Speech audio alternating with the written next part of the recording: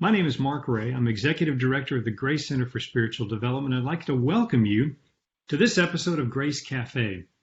Let me start with this question. Every day that we have is a gift from God. We're not promised today. We're not promised tomorrow, but we're given that gift, that daily gift that God gives us of life today. Question on the table is, what will you do with that gift that you've been given?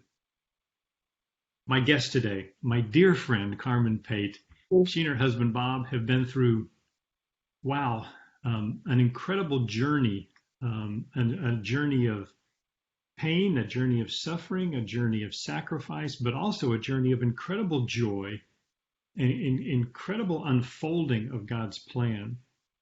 Carmen, welcome. We are so glad to have you here. So glad to see your face and see your wonderful smile. I want to kind of take us back just a minute, if I can.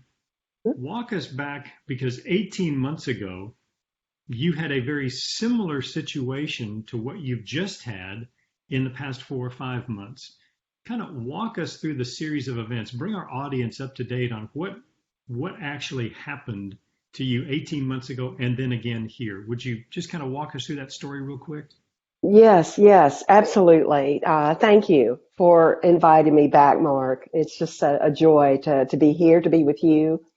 And I want to take a second to thank all of your audience, because I know many kept me in their daily prayers. And Yes. I know, Mark, that's why I'm here today, because God heard those prayers and in His grace and in His mercy answered them. And so stepping back, many know that I have been battling cancer for 5 years. The Lord gave me a time of remission. You talked about 18 months ago, and I had the blessing of being led by the Holy Spirit to write a book. And in His power, in His strength, I was able to complete that. And Grace School of Theology's publishing department was so kind to help in publishing and marketing that book. And I was out speaking, sharing with small groups and women's groups and conferences, all that God had done in my life to that point, and just giving Him praise for the time of remission. But at the end of October, actually, I had the opportunity to speak at another Grace conference. Had the opportunity to speak at a women's retreat in New Braunfels, and during those sessions, even, I knew that something was not right. I was not feeling well. I was pushing myself to finish what God had called me to do on those particular weekends. But I had some pain in my body that I knew was not right and that I knew that I had to address.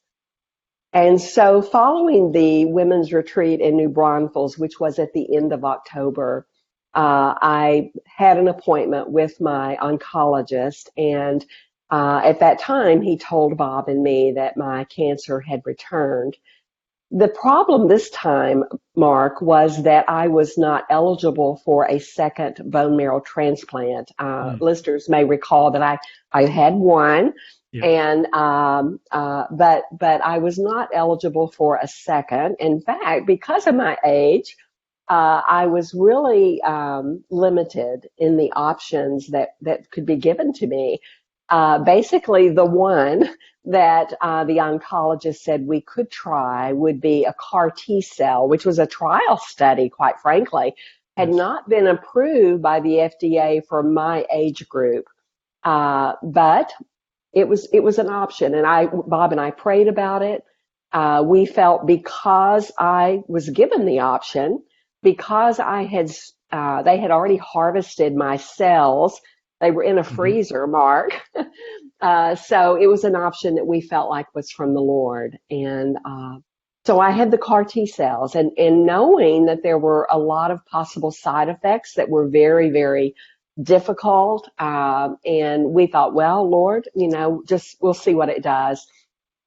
I developed flu, pneumonia, was in the hospital most all of this times since beginning of November. And most recently ended up in ICU, Mark. Mm. And I, for 10 days, was in an induced coma. I didn't know anything. I had loved ones, friends, family that were coming and praying over me, coming and saying their goodbyes to me, Mark, because even from the doctor's perspective, it didn't look good for me. It did not look like I would survive coming out of ICU. Um, but here I am. Here I am. The Lord, again, miraculously, not only brought me out of ICU, but uh, began to build my strength. I could not walk. I could not do anything on my own. But He began building me back so that I could be released. And Mark, released in remission.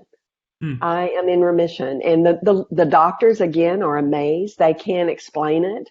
But as I told them the first time I went in remission, it's because God hears prayers. And it was truly, truly is a miracle of the Lord.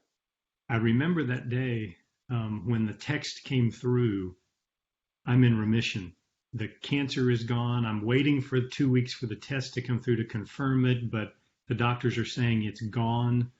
And I think we all at the seminary, we all had kind of walked through this, prepare yourself because Carmen's not coming back, to in just one brief moment that, oh, wait, it's gone. Are you kidding me? It's gone. Um, such a mind blowing revelation for us, because we Yes. had watched you 18 months ago. Like I said, we'd watched you come through cancer. We'd watched you come out the other side, write this book about the marvelous things, the marvelous ministry God gave you in the hospital. Yes. And then to have this come again and really have this be this CAR T cell treatment, really be something that was, it's either going to work or we're done. It's either going to Right. work or you're not going to survive this. Exactly. And so, coming through that and seeing this on the other side, and now I will tell you something, seeing you today, miraculously here, it's a marvelous thing. We rejoice, we give great thanks. We're just, we're just full of rejoicing because God has done some Thank you. amazing things in bringing you back. During this time, this experimental treatment, did your conversation with the Lord change? Did you've been 18 months coming up and now you're in this, this really truly is, this is this is either going to work or it's not. Yes. Did your conversation with the Lord shift? Did it change during that time period? I think, the only shift I would say, Mark, is when I was in that 16 months of remission, the first time I was like, okay, I am healed. That's what I was telling myself. So I think my question to the Lord was, so I'm not healed. So what does this mean? Does this mean that now I die, which, we've taught before, Mark, I was fine with that. If the Lord was ready to take me home, I was certainly ready. As a matter of fact, you'd already prepared. You'd already prepared everything the first time. Yes. That I may not come out of this. You had everything ready. You were, Lord, if you're going to take, you and Bob had prayed and just said, if the Lord's going to take me, then this is it. Then this is it, and I'm ready. Absolutely. So my biggest question to God was not why or why me, or it really wasn't. I wasn't disappointed, if that makes sense. My question instead was, so God, apparently there was more that I was to do in my cancer. Apparently there was someone that needed to be touched with what I'm going to learn now, because it was more intense, my day to day. If you'll recall, you mentioned I had been given this ministry before in the hospital. I was walking the halls. I was talking to patients. I was praying for people in the halls. This time, Mark, I was in isolation. I've mentioned, this isolation with COVID-19 is a continuation for me. My isolation started in November. When I was in the hospital, I was not able to get out of my room. The nurses and doctors came in with their mask on, their gloves on, their gowns on. So had been in isolation for quite some time now. But so that changed my ministry. The ministry, Yes. I thought, well, Lord, now how am I going to minister to people? If you're not going to let me out of this room, how am I supposed to minister to the patient across the hall? But God has his ways, Mark. Let me give you one example. Sure. The nurses remembered from my first time around, um, with my book and how I ministered to people. So they were coming and asking for my book. They were wanting my book. So Tammy Jurek from Grace was keeping Yes. me supplied in books. Nurses would come in and say, can I get another book for this nurse down the hall? Or can I get a book for a patient that's down in room 12, right? Oh my. Well, I was thrilled. I was thrilled. Well, one day a nurse came in and said, I'll just say, John, down in room 12, I gave him a copy of your book. He read it. He asked if he could see you, and we told him no, but we said he could call you. He Oh could my. call you. So now I'm getting phone calls from patients who cannot come see me and I can't go see them. And I'm praying for patients on the phone in the hospital room, on their phone in the hospital room. I was like, wow, God, there's no obstacles that keeps us from doing what God has called us to do.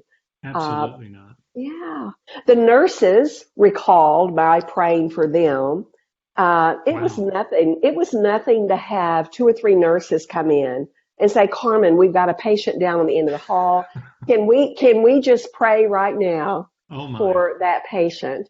And Wow. they would stand around my bed. We'd hold hands. We would pray. Um, so it was a different ministry, Yes. just as beautiful, so humbling for me.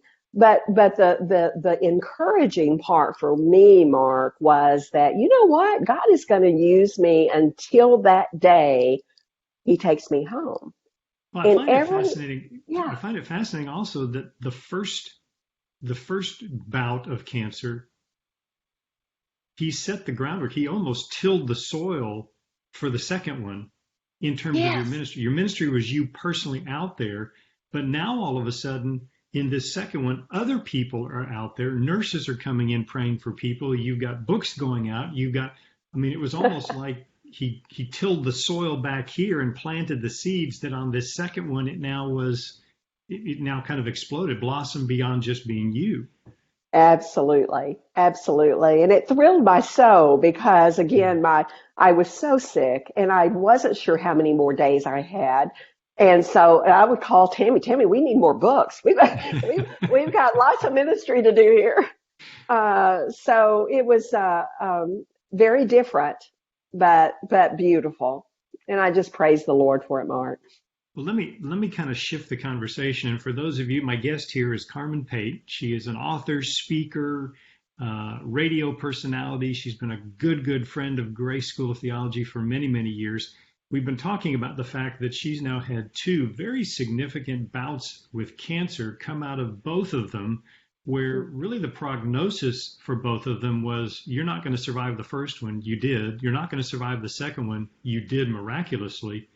Um, and even the second one, I want to ask, here's the question I want to ask.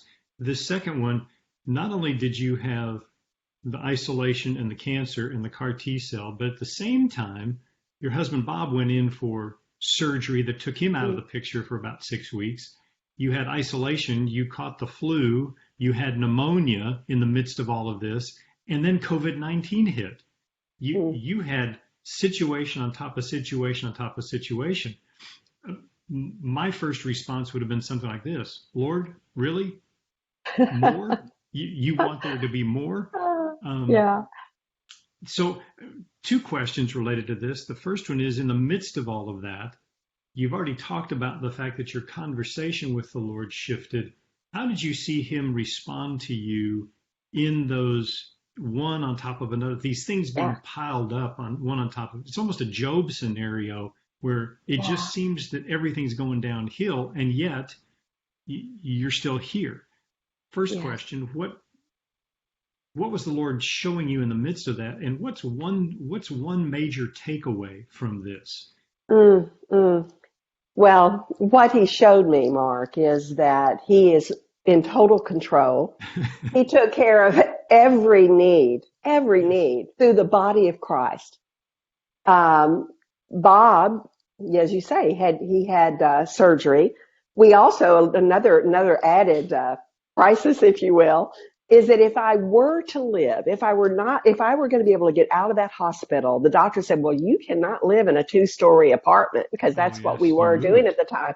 We had to Right. move. We had to find Yeah. a first floor apartment. So all of that had to take place as well. Bob's sister and brother-in-law came from Wisconsin with the intention of staying to take care of Bob because I was in the hospital. Right. He needed help for a couple of weeks, and to help find an apartment. All of those things that were going on. The friends from Grace School of Theology and from our church came together to pack us, move us, unpack us, all of those things. Meals were brought. So one lesson I learned was that Bob and I've always tried to give, always Hmm. tried to help others, always tried to, and there's a sense of pride that comes in that, Mark. And in other words, Yes. it's like, well, yeah, we'll give, but I'm not going to take help. I don't need help, Right. right? uh, Yeah. I'm the one so giving this. That's right. It's hard yeah, to that's right. receive. Sometimes It's it's hard to just hard to receive. receive it. Right. That's Yeah. right. But God is saying, you know what? You need to learn humility. You need to learn that it's a blessing to others to give, which I knew Yes. that part, right? And it was that lesson of you need to learn to receive. And boy, being the recipients of the body of Christ serving was Yes. incredible, Mark. Just incredible. Now, the lesson wasn't receive, receive, receive. The lesson was, okay, now you serve like they did. Now Yes. you look for opportunities like they had. So that was a gift. That was a lesson learned, but the huge lesson learned was, Mark, we cannot take one day for Mm. granted. Not even today. We don't even know that we have the rest of the day. We Right. don't know that we have tomorrow. So the Yes. lesson is, so what am I going to do with it? What am I Mm. going to do with it? And I would hope those listening, I mean, here we are in the midst of COVID-19. We're isolated again. I sense that there are others like me, Mark, who are going, well, now when this is over, I'm going to get back to doing what God's called me to do, Yes. Yes. right? I'm on Because hiatus. Yeah. yeah, that's right. I'm kind of on vacation now, right? But I don't think that's God's intention. I think God's intention is every day that I give you is an opportunity for you to fulfill your calling, to glorify me, to Yes. minister to others, to reach out. Uh, well, he gave me all that time in the hospital to learn that lesson, Mark. He gave me all that time. Obviously, I needed more time to learn it, but I am learning. I can use social media to minister to Sure. others. I can still text. I can send cards. I can listen on the phone. If someone has a prayer need, You bet. to call me and let me just listen and pray for them. The opportunities abound. Yes. It's just a matter of saying, okay, Lord, I'm yours today too. Show me, show me what I can do. Bring the opportunity my way and help me to be intentional You about know, looking for those folks. Mhm. it makes me think of, um, I think of how many times David Mm. was quarantined in a cave. Saul's after him. Then later in his life, he's the king, and yet Absalom and the nation of Israel after him.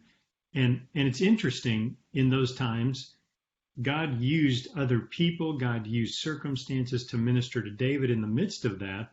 But Yes. David didn't take those times where he just said, "Oh, woe is me." He wrote psalms. He wrote songs. He put his encouragement out there. He showed his character in the midst of that. Um, I think about the fact also we just celebrated Easter. There was a quarantine for the disciples. They had Mm, just seen Christ crucified, and they get quarantined thinking they're going to die. There is this quarantine situation in which God yeah. steps right into the middle of that and ministers to them. Hmm. Dropping this back to you, so here you get this extended quarantine time period in which you're now beginning to see the Lord work in different ways than he did the first time. So how has this question of I'm not promised today, what am I going to do with each day? How has Hmm. that now become real in your life? You've talked about Hmm. social media, you've talked about those situations. You're still seeing God do miraculous things in your life. We just talked off air about the fact that 2 weeks ago you couldn't even get up a step, and now you're walking several times a day with Bob. Hmm. So we've seen God miraculously work in your life Hmm. over and over and over again, and we've seen the first time your gift to other people, but this realization that I'm not promised today puts an urgency, it would seem to me, puts an Yeah. urgency on what is it God's asking me to do every single day. How Yes. has that shaped how has that shaped your day? How has that reoriented your Mm. day? Mm. I shared something on Facebook the other day, and something that I'm working to be more intentional about, and that is investing in my family Hmm. and friends. Family first. My husband, my children, my grandkids. In close quarters, Bob and I are spending. He's always worked from home, but he's always traveled a lot in his work, so Yes. he's home now. So we're in the same, tight quarters every day as couples all across the world are. Uh, I have to need to be intentional about Yes. being kind, being helpful, using my gifts and strengths for Bob. Um, and so we learn lessons in that. I sense my selfishness and Hmm. self-centeredness, Hmm. and it's like, Lord, I want to be intentional about serving with a loving right heart attitude today, Yes. and truly doing that. Obviously separated from children and grandchildren. I'm Very tight. recognizing the importance of investing in their lives, whether it be through FaceTime, or whether it be through a text to the older ones, every day, but always praying for them, Hmm. encouraging them to reach out to us with their prayer request. How can I invest in my family and my friends? Because the relationships, Mark, that's the most important thing. You bet. You know, I You I bet. can say I need to write another book. Someone asked me if I was going to write another book. And I'm like, well, if the Lord leads me to do that, absolutely, because only by his power could I do it, right? Yes. And who knows that may happen down the road. But right now, Mark, he's saying, well, you've got lessons to learn about investing in the people in your life. How can you be a better friend, Carmen? I have Yeah. friends who are so thoughtful. I get cards or gifts or phone calls, and I'm thinking, Carmen, you're not good at that. And I know it's the Lord trying to teach me that in this time, when I've got time to think about it, when I've got time to ask God about it, I've got time. And I really shouldn't make excuses because he may not give me tomorrow. And Yeah. he may not give you tomorrow, Mark, That's exactly right? right. It Yeah. is it is the reality I think we take for granted. We take for granted we're going to be Mm, here 10 years, 15 years, 20 years. You have actually you've actually twice in less than 2 years, you have yeah. squarely looked at I may not be here tomorrow. Yeah. And so the answer to our original question, what do you do with that? What do you do with the fact that my day may not be may end differently than I think it is. My day may Yeah. end today with me not being here. Yes. Again, puts that sense of urgency, and I love what you said. It puts in mind an intentionality about relationships. How am I Hmm. going to be intentional about this relationship? God's given us the time. We can twiddle our thumbs. We can, we can putter around the house. We can watch TV. We can, binge watch streaming shows. But the question then becomes, is that really what God is calling me to do? How do I take those relationships, which will last, especially with those who are believers? Those relationships are going to be eternal. What do I do about moving them forward? How do I move them in intentionality in those relationships? I really appreciate you giving us that open door of conversation of how can I be more intentional with you? How can I do that? And God's given us fantastic technology to be able to do that. Yes, He has. Even though I can't come over there and hug on you, I can see your face, and I'll say it again, to see your smile. I haven't seen that in a long time, and to see it again is just incredibly heartwarming. Wonderful. Thank you so much. Thank you so much. Any final comments you wanna drop in on us here? We're gonna have to wrap this up here in just a minute. Of course. But, anything that you wanna, you've given us a whole lot to think about. That's sure. I think it starts with, and your listeners know this. It starts with what we do when we first get up in the morning.